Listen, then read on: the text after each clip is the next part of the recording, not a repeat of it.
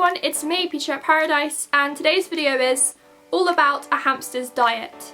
So today I'll be informing you on all about a hamster's diet, so what it should consist of.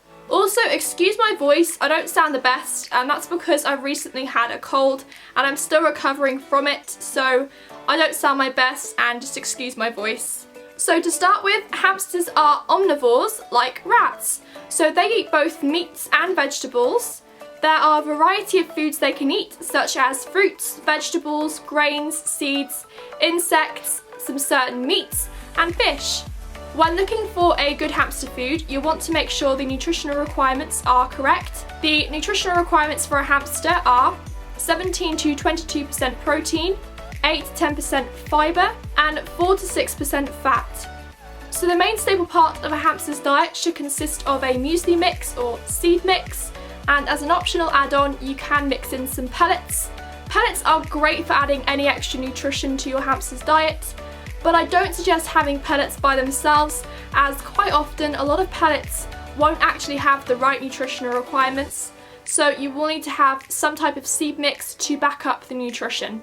And also, by having pellets by themselves can get quite boring for hamsters, so I suggest if you do have pellets, then you mix both pellets and a mix together to make it interesting and varied. So I'm just going to tell you what ingredients you should avoid when picking a hamster mix. So unsafe ingredients to look out for include leek and onion. These are both toxic to hamsters. And garlic. This can actually cause indigestion, so you want to make sure you avoid any packs of food that contain those ingredients. I always suggest checking the back of the packet anyway, just to make sure the ingredients are safe. So I'm just going to give you a couple of hamster mixes I recommend.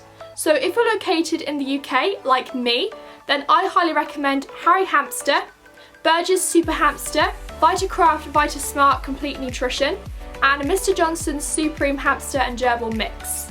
And for dwarfs, I recommend the Burgess Super Hamster Dwarf Harvest. Those are all great options of hamster mixes if you're in the UK.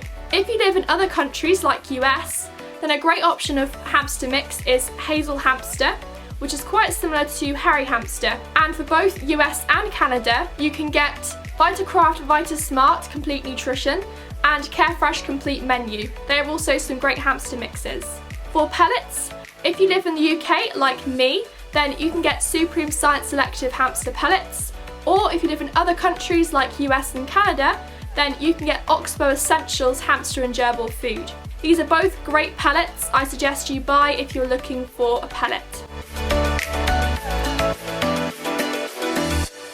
You can also add other things to your mix once in a while, like flaxseed, which is great for their coat, oats, wheat germ, different berries, plain pasta, just different foods like that which are great to add to the mix. You should also give your hamster add-ons like vegetables at least once a week to keep their diet varied. Just give them a small amount once a week or so, or you could even spread it out through the week by giving them tiny amounts every couple of days or so. Personally, I give my hamsters a few pieces of vegetables or fruit, usually every 3 days or so, and that works great for them. It boosts their diet and keeps it varied.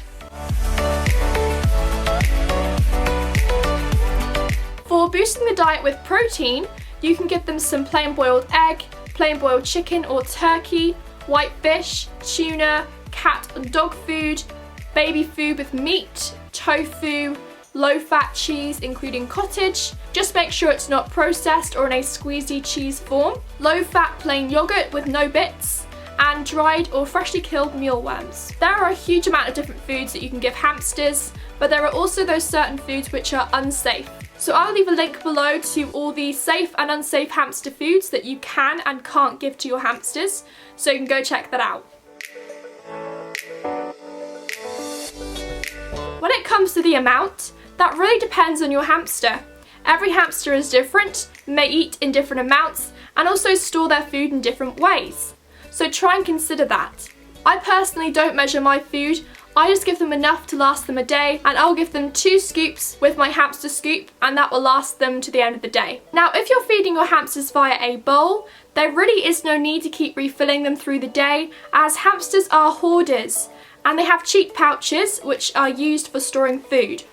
Once the hamster has the food supplied in their pouches, they will go off and store the food in their beds or any hidey areas they can get hold of, and they will eat when they are hungry. So there really is no need to top up your bowls. I know that hamsters can trick you into thinking they have no food. You know, when you see the bowl empty, you instantly think, oh, the food's gone, must top up. But if you do that, then you're basically giving them extra food that's not needed. Often, a lot of hamster owners will have their bowls quite full and will usually refresh every couple of days, but I personally don't do that. I have a different way of feeding my hamsters. I like to give my hamsters a small amount of food in their bowls, just enough to cover the bottom surface, and that will last them for a whole day or night, and then I refresh in the morning. I'm the sort of owner that doesn't really like to have food sitting there for days, because it's almost like having your dinner sit there for a couple of days and then getting back to it. And I just find that quite off-putting, because you know it's been sitting there in the open air with dust and bacteria, and it just wouldn't be fresh. So I like to give my hamsters fresh food every day. That's just how I like to do it, and that works for me. It's just a matter of opinion though, and you don't have to do that. If you give your hamsters a lot of food and refill every couple of days, and that works for you, then that's absolutely fine. Obviously, the first one, which is a very common way of feeding hamsters, is via a bowl. So your hamster will come and take the food from the bowl and they will go and store it to their nest. But there is also a more adventurous way of feeding your hamster, and that is called scatter feeding. So you don't need a bowl for this. This is where you'll take your normal amount of food and scatter that everywhere around the cage. So in hidey areas, tunnels, under the bedding, and this really stimulates what they'd be doing in the wild. It's a much more active way of giving them food.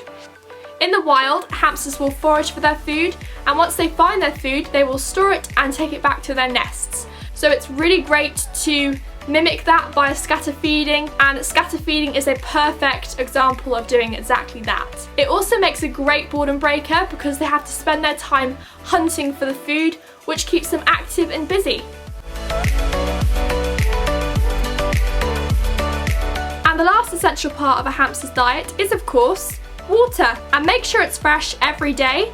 Now, hamsters don't need a huge amount of water every day because they are very small animals.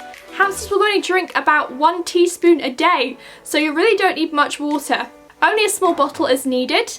Bottles around 75 ml are a great size for hamsters, and I give my hamsters these 75 milliliter bottles as well. Now, treats are optional. You don't have to give your hamster these, but these are great for when it comes to taming your hamsters, and also great as a little reward for doing something good. Now, these are treats, so they shouldn't really be fed every day, just every so often, but it's really nice to give your hamsters these and they really will enjoy them. So that's the video. I really hope you enjoyed this video and you found it really helpful, and that's all about a hamster's diet. So any comments or questions, leave them down below. If you like my videos and want to see more, then go subscribe. And if you enjoyed this video and of course found it very helpful, then don't forget to hit that like button, and we'll see you next time. Bye!